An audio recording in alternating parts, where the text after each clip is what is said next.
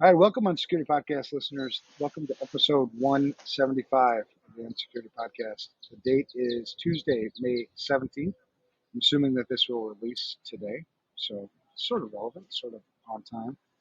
And joining me is my good friend and awesome co-host and just, I don't know, Mr. Awesome, Oscar Minks. Hey, Oscar, welcome. Hey, good morning, Evan. Thanks for having me on again. So you're in Kentucky. I'm in Puerto Vallarta. I'm at a Starbucks. You're in your hack shack. Yeah, I'm in the Haxon cabin. That's what I call it. Hexen cabin? Yeah, Why not hack shack? I like the Hack Shack. I just thought of the Haxon cabin first. I could rename it. Yeah, Um, it hasn't been trademarked it yet. hasn't been trademarked. I don't have my signage up yet. And I was going to paint a mural on the side and all that. And it's not done yet. So, Well, if you go with Hack Shack, I'll get you. I'll make you a neon sign. oh, okay. If everybody hears that, I think it's official now. So if I go with Hack Shack, I get a sweet neon sign, Yep. and I can hang it on the front, turn it on when I'm working, turn it off when I'm not. Yeah, it'll be I blinking. wonder. It'll go blink, blink, blink. See, I live in rural Kentucky, right? So I wonder if I put up a neon sign that said the Hack Shack outside, like how many people would swing in here, like, what the hell is this thing?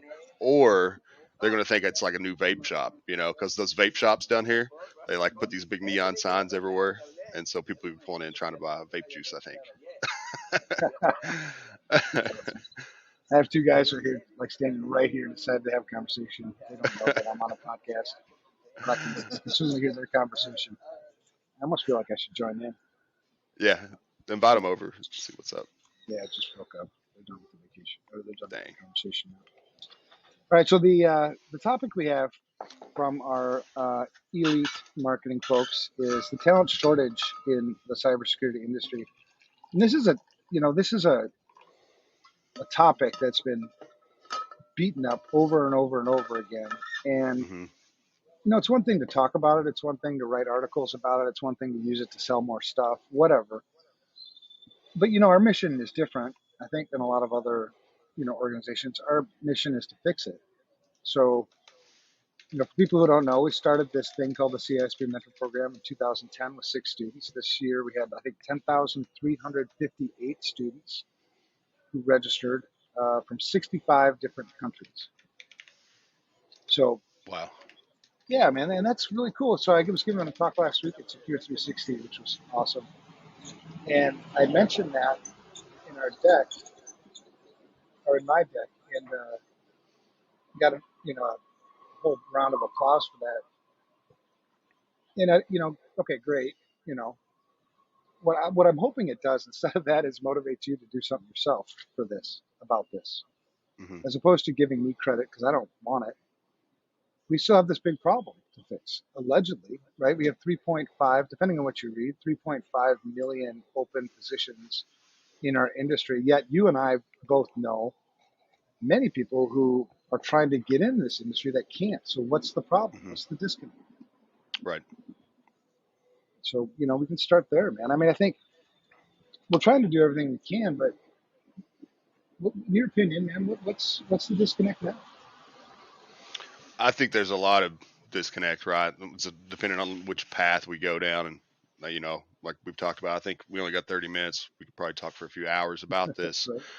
Right? Um, but I mean, maybe starting with um, just understanding that there may be folks out there who have the potential, have the drive, have the motivation, but maybe they lack that experience. And a lot of employers are only considering people with a significant amount of experience to fill these roles.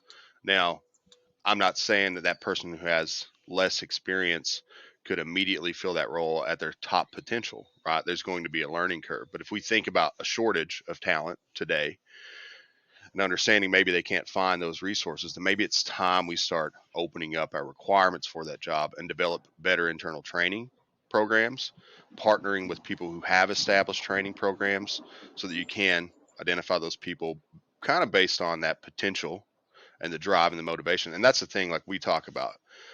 Give me someone who has the drive, has the motivation, they love the work, and they are in it for the right reasons, but maybe they're inexperienced, I'll take that person any day of the week over the person that's been doing it for 10 years. They're packing an ego with them. They think they know everything and their way's the only way, right? And so I think maybe we start looking there. How do we shift expectations and how do we shift our recruiting process to identify potential talent in the industry? Yeah, I agree, man. And you know me, I like you and I both. We love solving problems for one, and I like simplifying everything. And Mm-hmm. and I and, and I think it's almost like I need to do that because I think I have a simple, you have a simple brain, you know. And then you start simple, and then you start swirling down into all these little Mm-hmm. rabbit holes. But really, in the simplest form, we have a supply, a demand, and supply problem, right? I don't have Mm-hmm. I I want more of this, but I can't get enough of that or this. So, you know, what do we do about it? So I think we suck at the supply, meaning as an industry, we don't do a good job training people up in this industry. I don't do a good job explaining to them what they really need to get into this industry. Because what Mm-hmm. you don't need is you don't need to be a hacker. What you don't Right. need is you don't need a whole, you know, bug bounty program list of, you know, bounties that you won. Okay, great. You know, and that Mm-hmm. I don't want to minimize that either because I know that's a lot of work.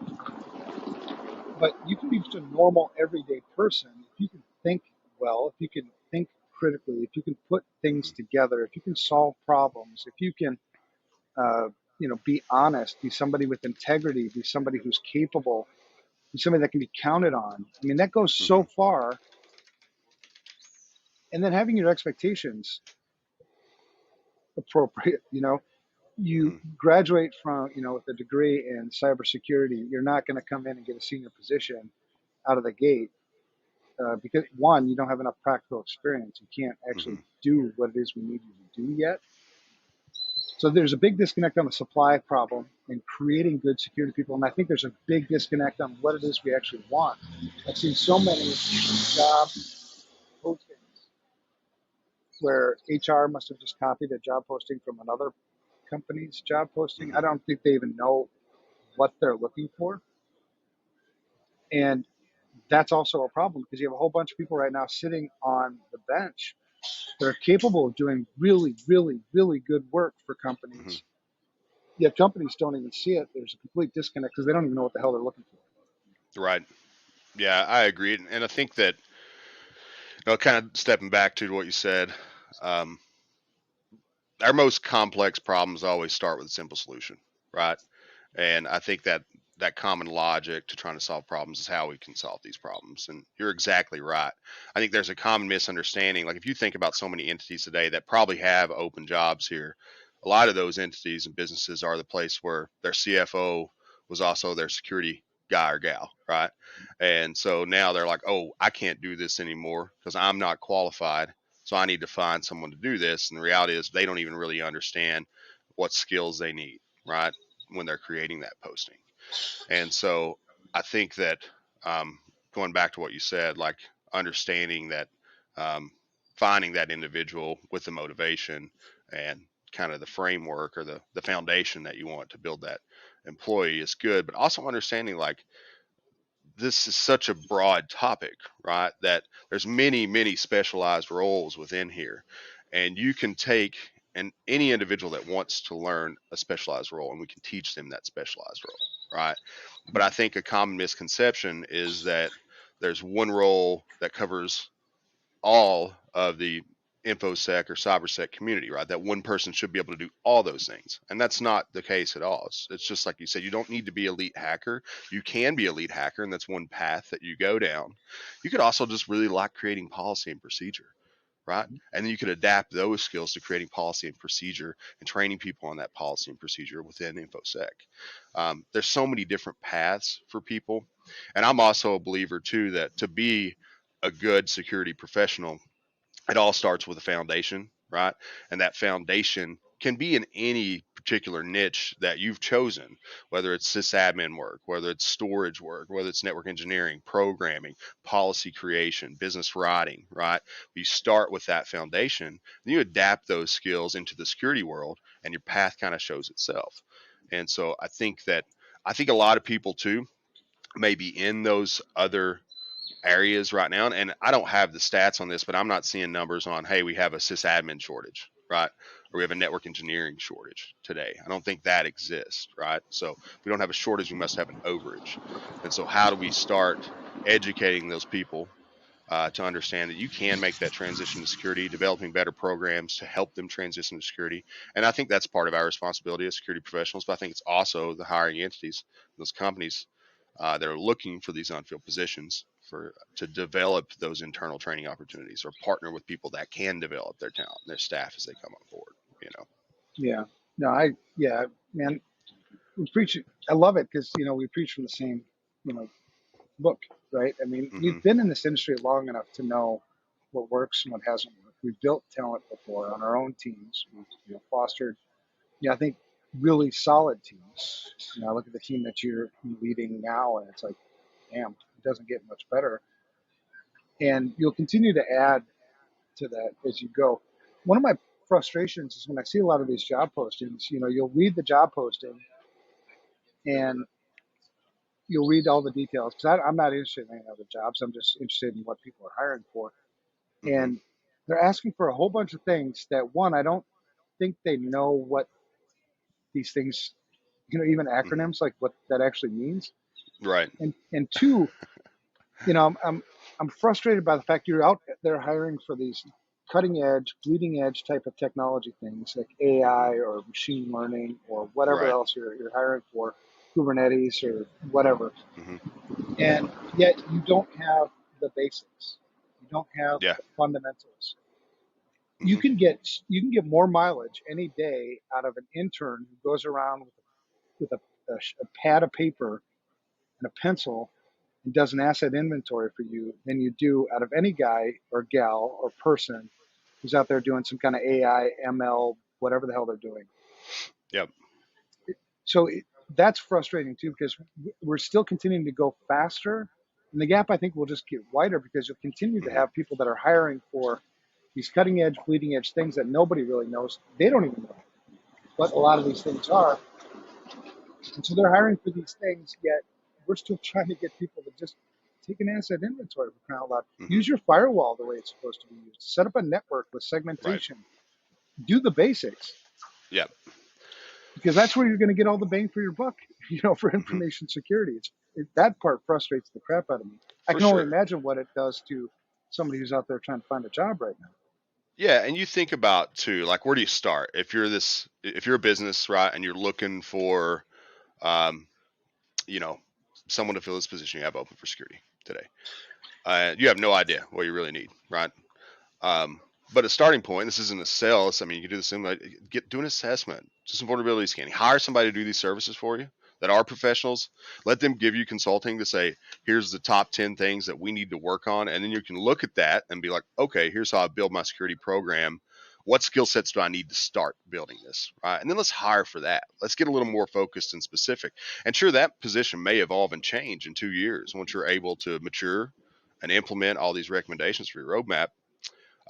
But you also give that individual the opportunity to develop confidence in their profession, develop skills in their profession, and then they can evolve with that position as well. And so that's one way to close that gap.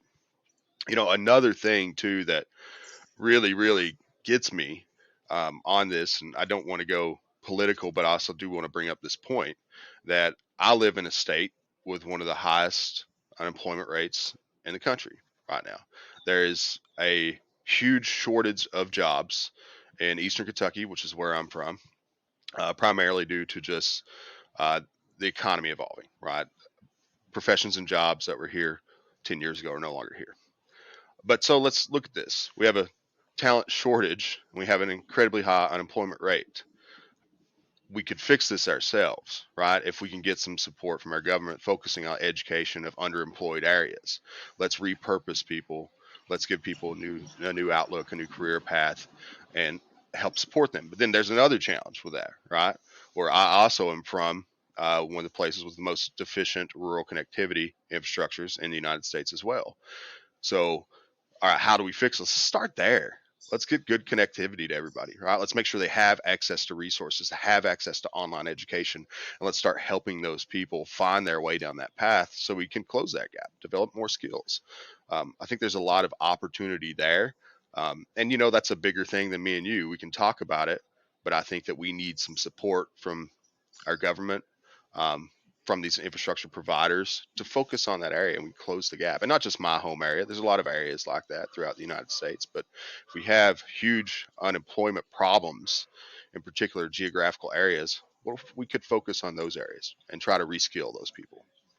Yeah, I like that, man. And you mentioned one thing, it's bigger than us, but and I think it sort of is. I think it's bigger than it depends on the time frame you're talking about. If you're talking about the quickest fix, the fastest, right? It's got to be the government. It's got to be somebody with a lot of power that can move an entire Mm-hmm. industry. But the bad thing about the government is they typically do it terribly. They don't do it right. Mm-hmm. They take shortcuts. Uh, and so you look at like some of the things that have come out of the Biden administration. And don't even ask me about the previous administrations because I don't have a memory. I'm not political either. I just forget what the last ones were doing anyway. But uh, you know, there was I think a recent executive order about connectivity, trying to get connectivity to more Mm-hmm. rural areas. I'm hoping that will help on that piece. It's kind of hard to screw that one up too much, I think. Um, maybe there's something that Starlink can do as well, with Elon Musk, and maybe there's some kind of a public-private partnership that can be arranged. Mm-hmm. But on the uh, on the other side, another executive, order that was issued was all about securing the government space more. Right? They Mm-hmm. gave a lot of power to CISA, Department of Homeland Security. Uh, Big emphasis on zero trust, which on one hand is like, okay, I dig it because that's the way we should have been doing security to begin with. I don't dig it because now it's become a marketing thing that all the salespeople Right. are now out there pushing that they don't know what the hell they're talking about either. So, having said all of that, I think there is a grassroots thing, and I'm hoping, that the CISP mentor program can become this. I mean, that's the long-term vision, Mm-hmm. is that this isn't just an FRSecure thing, and we're learning as we go, right? We still haven't nailed it. We'll never actually nail it. You know what I mean? It's Mm-hmm. it's always adjusting. I don't like the way the CISP wrote out their new CDK, so that's a cluster in and of itself. But uh, maybe we can make this thing, expand this thing out to other companies, invite other companies, put this into a nonprofit so other companies can come participate. So everybody, Mm-hmm. maybe all of us who have all this wisdom, and it's not wisdom doesn't come from just being smarter, it just comes from having your ass kicked more often, I think, than other Yeah. people have. We can share that and maybe grow this into something that everybody can go through, including Mm-hmm. inner city folks. Because I'm also, you mentioned these rural Kentucky folks, Eastern Kentucky folks.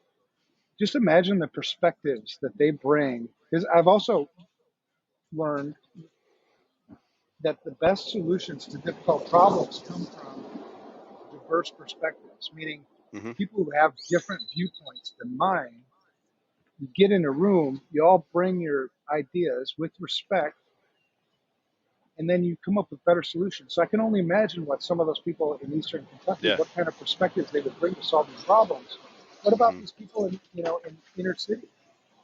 How do you survive in an inner city where there's gunfire every night? Mm-hmm. And I'm guessing there's some pretty good safety things that we can take that you've learned and put that into somebody's security program. Yeah, necessity drives ingenuity, right? And so we Yeah. think about people that may have grown up in these areas that were a little more socially or economically depressed, and thinking about all the different challenges that they face throughout their life and having to identify solutions for them. I think it's the same with inner city, the same with rural, but we have these different experiences. And I think that, like you said, the wisdom is more of a culmination of the experiences that we've been throughout our life, right? And so we drive these unique perspectives through just our natural life, but having those different unique perspectives at the table when we're trying to solve these complex problems is so important. And if we think about how if we surround ourselves with people that think like us, we're not going to drive improvement, right? We have to surround ourselves with people that challenge our thoughts and challenge our solutions, and that's what will drive better solutions. An echo chamber is no good for anyone. I think that competition and conflict, healthy conflict, are very good things, specifically in our field, and yeah, I mean that drives a lot of good solutions that we can't think of on our own. So pulling in people with different perspectives is really important. Yeah. And I think it's going to have to be grassroots because there's also a lot of power in our industry that I think Hmm. kind of goes unnoticed except for people who are in our industry. There are some big players who, I think, are big players who influence a lot of things in our industry that are fat, happy the way things are because they're making boatloads of money. Yep. But you and Yeah, I, selling a tool, right? So that's the right? thing. Like then that's what I think we both can get heated about is like, oh, how do we? A lot of profiteers are looking at this problem and saying, let me solution this problem with something I can sell them, an easy button fix. And we know that's not reality. It's snake oil. It's false security, and yeah, that's not the solution. There's a lot of people trying to profit off that. And I Yeah, I think it's mean, one of the big things that motivates us. Why for that sure, I'm man. so passionate about what I do. Yeah, I mean, absolutely. There's some tools that absolutely we all need tools, Hmm. but I wouldn't give a 2-year-old a chainsaw. Exactly. I mean, Yeah. I would give a person who is, been trained to use the chainsaw to set, to do something that needs to be done. Hmm. And instead, I think we just run around giving a whole bunch of 2-year-olds chainsaws. And I don't Hmm. mean that as disrespectful. I just mean that you haven't been trained. You don't know how to use it yet. You may not even need it. I mean, does that tree really need to come down? Probably not. It's like Right. awesome right there. I like the shade and all that. Hmm. But yeah, I'd like to see a lot more of us. I mean, the supply problem is teaching people the basics, the fundamentals of information security, which isn't Hmm. sexy. I would love to see a lot more HR departments hire security folks, Yeah. who have that Hmm. knack for creating a culture of security, because that Hmm. would go super long way. And just look around at, like, people at home, for instance. We have a culture. I mean, if you like where we need to be, like on a scale of 1 to 10, and I'm just using Hmm. subjective criteria, but let's say we need everybody in the population to be a 7, Hmm. meaning you need to protect your own home, right? I can't Right. protect your home. Your ISP is not going to protect your home. You have to do it. You're the CEO Hmm. of your home. You should know what tools are running in your home. You should know what devices are running in your home. Instead of just, oh, look, I need another Alexa, I need another Blink, I need another Ring, I need another whatever the hell I'm plugging into my network. But let's say we need to be a 7. I would say right now we're probably like, just as a population, like a 2. Right. Yeah, I would agree with that. And so we need, I think, to just elevate the, I don't know, the information security, whatever, knowledge, skill set, Hmm. for an entire population. That's going to be hard too because there's really been no focus on that. The government hasn't done Right. anything on that. You've got a lot of nonprofits who are doing a lot of good work, but it's nowhere near as quick as we need to go. Yeah, and we need the giants to adopt that, the tech giants, right? The people that are controlling, 90% of our data that pass through these devices that everybody's using every day. And I think if we can get buy-in from that top, right, like, yeah, we have to train our users on how to safely use these tools and these applications, and then it could just become part of human nature, of human culture and American culture, right? But today, I think that again, there's so much profiteering off of the lack of understanding of how to properly secure yourself that people aren't really focusing on that.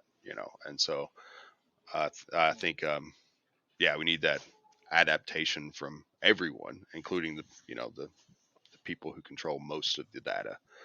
Um, I Right. Do you do. think that some of these HR folks, and even like the CFO that you mentioned, if he or she or them or they were securing their own home network, like they knew Hmm. they had enough understanding to know how to do that, they would realize the same thing. They need to just do the same thing at the office. It's Right. just more complex. Hmm. And then I think Yep. they would hire a lot better. Yeah, and the fundamentals still apply, right? The complexity changes, but the fundamentals will stay the same, close to the same. But leave the You hackers know, to leave the hacking to the hackers, man. I mean, that's yeah. I always think one of the most dangerous things too is a hacker who doesn't understand how his or her tools actually work. Oh They can yeah. run scripts all day long. They can, look, there's a new version of Kali out, Yep. girls and boys. Let's start loading some stuff up, running some scripts. I'm like, what does this do? Oh shit. We've investigated some of those that have had a somewhat successful ransom attack, and we'll look at. Actually, I mean, if I'm being honest, there's a lot of these groups that we see, and we're just looking, going like, "What the hell were you thinking?" Like, really, you didn't realize you were going to get caught. You were leaving behind all this evidence. They just didn't care. Like smash and grab. Like, yes, we're in. Let's smash everything and get out. When they cause I more do have damage than they do a good, you know thought. what I mean? Yeah. So I have a thought. I don't lay this out and hear me out and tell me if you agree or not. But I Lay it think on me, that brother. I think maybe, and I'm going to maybe present a solution, but then present another problem, right? And I think that you're working on the solution to the next problem. Um, so we just think about what's happened the last couple of years, right? So COVID forced a paradigm shift throughout our workforce, and so employers were no longer requiring on-site work, right?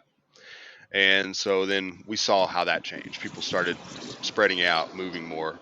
There were more opportunities that were open, and so on top of that too, I think in the last year, like this talent shortage, right, has really been a big news story. Like a lot of people are aware of this. Even like, people that aren't in our profession have seen like that CNN article that came out a year ago, and it was like something about infosec professionals pay whatever they want.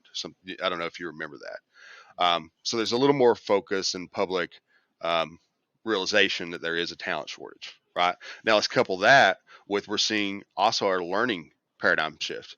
So no more requirement to be at university to study, right? So now you can do remote learning opportunities, and more universities are adapting, I think, a higher quality of remote education for people. So these are all good things. So we're creating a more rural workforce, a more dispersed workforce where you don't have to be limited to a geographical area.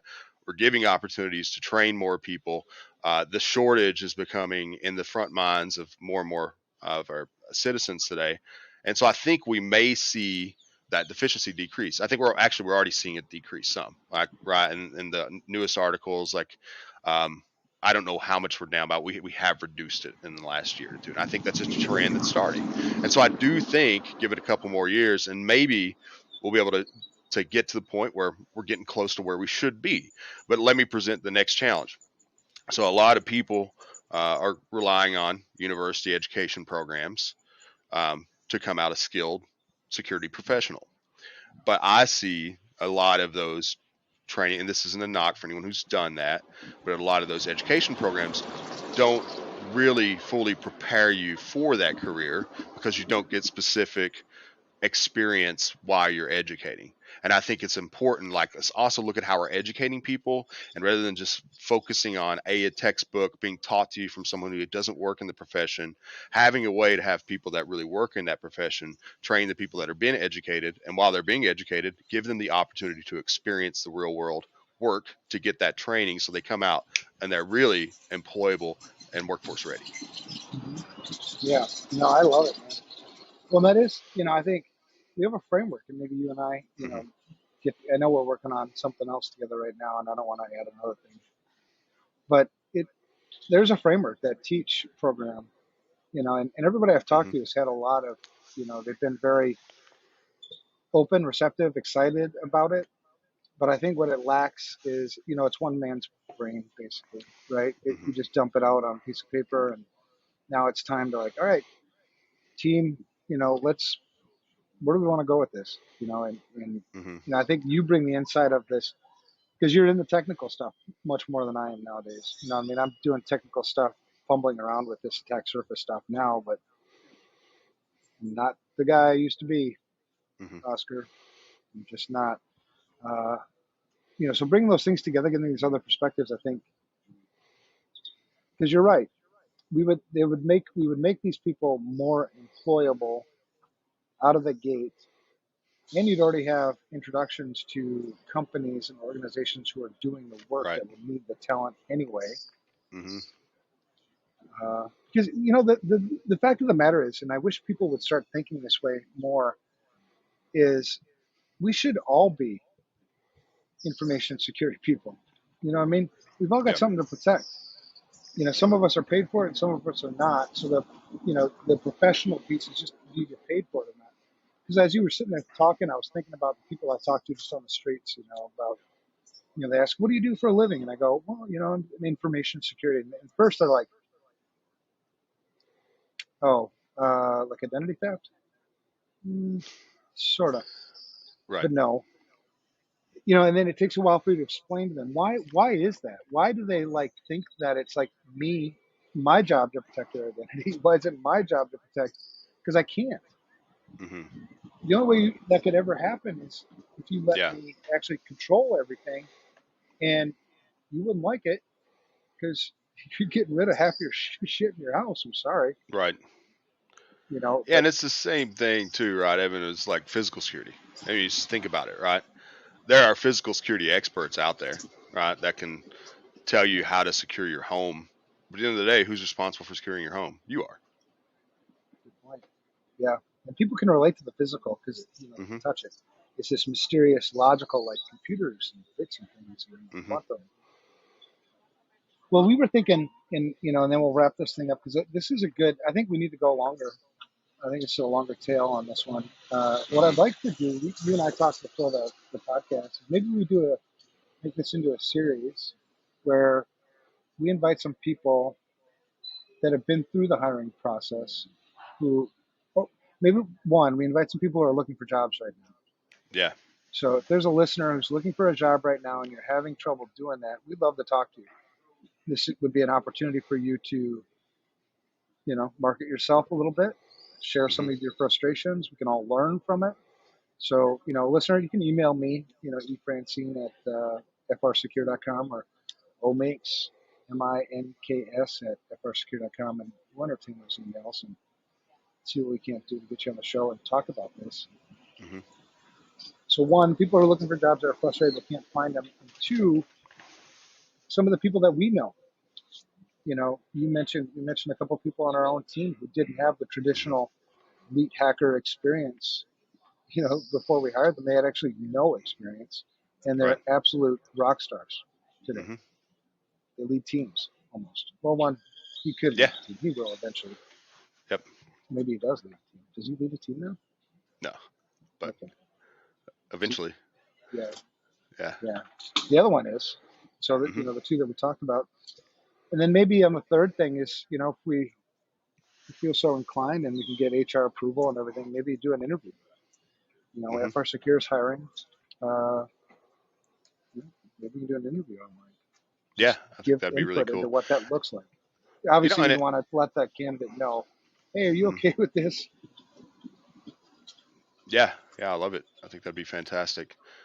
Um, and too, another like word of advice I think for our listeners out there is, think about like we should be a community here, and if you're an information security professional, our community is strong, and there's a lot of people that want to help each other out. And so I can say, like for example, for me, I may be introduced to people that need employment, but I don't have a role for them today.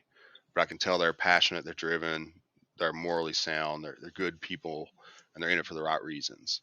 Then I will exhaust my efforts to communicate with people in my network to say, hey, are you looking for somebody with this skill set? Are you looking for somebody that can fill this job? And try to help that person out. I mean, if the role was flipped, wouldn't you want a little grace and love from somebody on the other side that just saw that potential in you? So when you see that potential in someone, talk to your peers, talk to your friends, and see if maybe they have need to give that person a chance. I do that a lot, and if it was up to, I meet so many people that like from a personality and a motivation and a drive standpoint, I'd hire them all if I could because um, I'm just a sucker for a good person who's in it for the right reasons and they want the same things that I want. Unfortunately, we can't hire everyone. Um, yet. Maybe eventually. So Well, yeah. yeah, call your homies if you meet someone that's good. Talk to them about this candidate.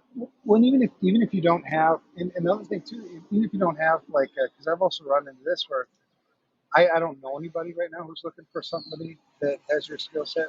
You can still be an encouragement to that person Hmm. looking for the job. Because I got one buddy who's really down on himself right now. I'm like, man, you have the skills. I don't know Hmm. of anybody looking for that specific skill set right now. But I want to encourage you to keep looking. Don't give up. Maybe expand your Yeah. skill set. And what I actually had told him to do, and maybe we'll have him on the podcast, is because what his frustration is every time he goes to an interview, they ask him questions about not what he's senior enough that he knows how this is supposed to work. Hmm. The people looking to hire don't really understand what it is, how this is supposed to work. So they're asking questions about things that aren't how it's supposed to work. And so he's got this Hmm. big disconnect. And so how do you gracefully tell somebody that, yeah, what you're hiring for isn't what you need? Right. And so what I told him to do was to write out a white paper on what this is supposed to look like, and then hand that in with your resume. Yeah. You wrote something down, you got it out of your brain, and it gave you confidence back because after a while you just start losing your confidence. You know Hmm. you still got it, so you wrote it down. And two, maybe it opens the door to a hiring manager going, damn, yeah, that makes a hell of a lot of sense. That is the way I want to do this. Right. Maybe I should revisit our own posting and our own requirements. One, it definitely puts you on top of the heap if they're going to rewrite the job posting based on something you gave them. Yep. All right, man. Any shout outs? I'm gonna shout out to my wife because she's the most What? amazing, best wife in the world, and my best friend. And so, yeah, giving her a shout Dude, out. that's exactly where I'm going to. Today is my Yeah. anniversary. Oh, congratulations, man! It's awesome. Uh, I look at this lady, man. I'm like, on one side, I'm like, just amazed. You get amazed by the beauty and just the way they handle themselves. And then on the other side, I'm like, you are one crazy son of a bitch. Because how the hell did you deal with this for this long, man? I can't deal with myself hardly. I don't know how I deal with myself, but yeah, she's just amazing, and you know, there's nothing better than my life. And you feel the same about yours. Yeah, man. Yeah, I think we're lucky dudes. Yeah, totally. All right. Well, we'll see you guys next week, and maybe we'll continue this conversation. Maybe not. You'll have to stay tuned. Yeah. See you guys.